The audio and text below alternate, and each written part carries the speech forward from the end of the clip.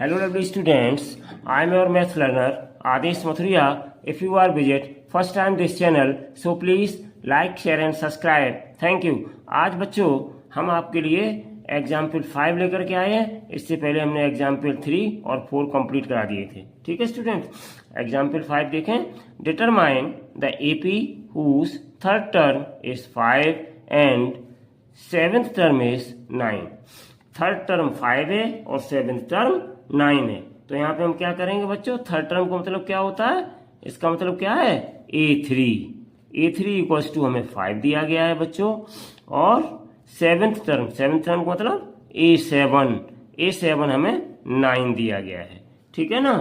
और पूछ क्या रहे हैं, डिटरमाइन द एपी। तो एपी निकालने के लिए स्टूडेंट्स हमें क्या, जनरल फॉर्म ऑफ एपी क्या होती है, A plus D A plus 2D A plus 3D। इसका मतलब हमें क्या क्या चाहिए होंगे कि हम जनरल फॉर्म एपी की डिटरमाइन एपी निकाल सकें। इसके लिए हमें क्या क्या चाहिए होगा, इसका मतलब यहाँ पे हमें स्टूडेंट्स A चाहिए होगा और D चाहिए होगा। तो हम एपी को पता कर लेंगे। तो यहाँ पर स्टूडेंट्स हम ट्राई करेंगे कि हर हालत में हमें A और D मिल जाए। ठीक है, ये हमारे पास गिवन इंफॉर्मेशंस हैं, इन इंफॉर्मेशंस की हेल्प से हम सॉल्व करेंगे। ओके, चलिए स्टार्ट करते हैं। तो यहाँ पे बच्चों क्या हो जाएगा, हमने आपको बताया था कि A3 निकालते हैं तो इसके लिए क्या फॉर्मूला होता है, वी नो दैट क्या चीज है, A3 हमें गिवन है, हम A3 को यूज करेंगे। तो A3 इक्वल टू स्टूडेंट होता है, बहुत पहले हम आपको बता चुके हैं, इंट्रोडक्शन में भी सिखाया था मैंने, इनकी जरूरत पड़ेगी, A प्लस 2D, ये हमारे पास फॉर्मूला होता है। तो इम्प्लाइज बच्चों देखिए हम इसको ऐसे लिख सकते हैं, A प्लस 2D और इक्वल्स टू ये A3 है ना, इसकी जगह हम 5 गिवन है तो 5 रख देंगे यहाँ पे। ठीक है ना। और इतना लिखने के बाद इसको हम इक्वेशन नंबर 1 डाल देंगे स्टूडेंट्स। ठीक है ना। चलिए आगे बढ़ते हैं। अब इसी प्रकार से हमें दिया A7 equals to 9, seventh term 9 दिया गया है। तो इसी प्रकार स्टूडेंट्स A7 कितना हो जाएगा, A प्लस 6D हो जाएगा मेरे पास। ठीक है ना। तो इम्प्लाइज A प्लस 6D कितना हो जाएगा, तो A plus 6D equals to हो जाएगा, A7 की जगह कितना सब्स्टिट्यूट करेंगे, 9। सो हियर 9, इसको हम इक्वेशन नंबर 2 डाल देंगे स्टूडेंट्स। ठीक है ना। अब हम स्टार्ट करते हैं इसको सॉल्व करना। तो देखिए इन दोनों इक्वेशंस को हम सॉल्व करेंगे by solving 1 and 2, by solving 1 and 2, इन दोनों को हम सॉल्व करेंगे। तो सॉल्व करने के बाद हमें क्या मिल जाएगा, दोनों को इकट्ठा लिख लीजिएगा।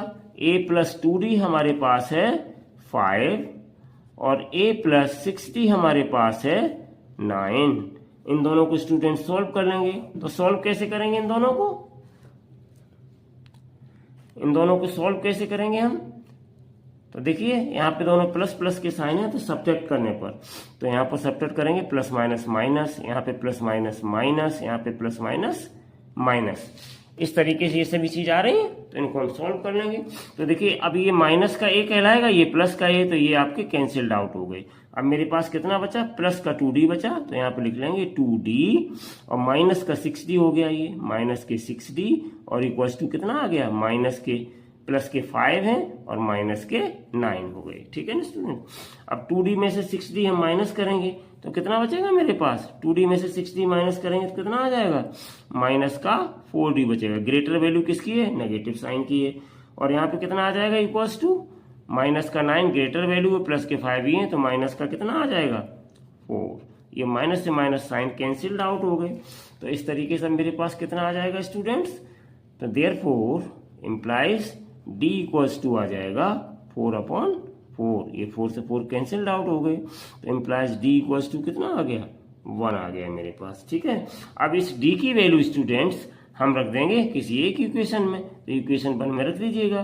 तो put the value of D, put D equals to 1 in equation 1, equation 1 में रख दीजिएगा। तो इक्वेशन 1 क्या है मेरे पास, implies A plus 2D equals to 5। तो हम यहाँ पे वैल्यू सब्स्टिट्यूट कर देंगे, D की वैल्यू कितनी है मेरे पास, 1 है, तो यहाँ पे हम इसको सब्स्टिट्यूट कर देंगे तो कितना आ जाएगा मेरे पास, तो इम्प्लाइज मेरे पास आ जाएगा A प्लस 2D की जगह 1 इक्वल्स टू 5।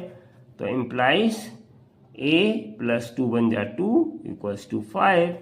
तो इम्प्लाइज a इक्वल्स टू कितना आ जाएगा 5, ये प्लस का 2 इधर ट्रांसपोज करेंगे माइनस का 2, ठीक है ना। तो इम्प्लाइज a की वैल्यू कितनी आ गई स्टूडेंट्स 3। तो 10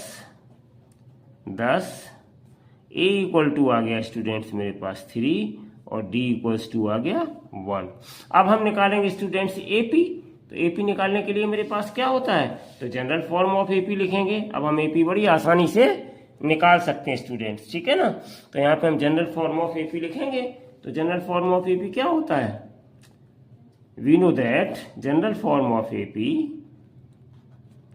जनरल फॉर्म ऑफ AP क्या होता है, a plus D a plus 2d a plus 3d, इस तरीके से हम लिखते चले जाएंगे।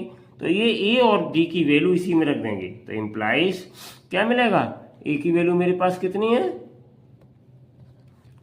a की वैल्यू मेरे पास कितनी आ गई, a की वैल्यू मेरे पास है 3, तो 3 आ जाएगा, कॉमा फिर 3 प्लस d की वैल्यू 1, कॉमा 3 प्लस 2d की वैल्यू 1, कॉमा a की जगह फिर 3 प्लस 3 इंटू डी की जगह 1, कॉमा एंड सो ऑन। तो इम्प्लाइज कितना आ जाएगा स्टूडेंट्स, ये आ गई आपकी AP 3 प्लस 1 यानी कि 4 और 3 2 बन जा 2, 3 और 2 5 और फिर उसके बाद 3 बन जा 3 और 3 ये 6 एंड सो ऑन। तो इस तरीके से स्टूडेंट्स हमारे पास ये AP निकल करके आ गई। तो इस तरीके से 3 4 5 6 एंड सो ऑन, तो ये हमारी आगे रिक्वायर्ड AP और यही हो गया स्टूडेंट्स आपका आंसर। तो इस तरीके से स्टूडेंट्स आज हमने आपका ये क्वेश्चन नंबर एग्जाम्पल 5 कंप्लीट किया।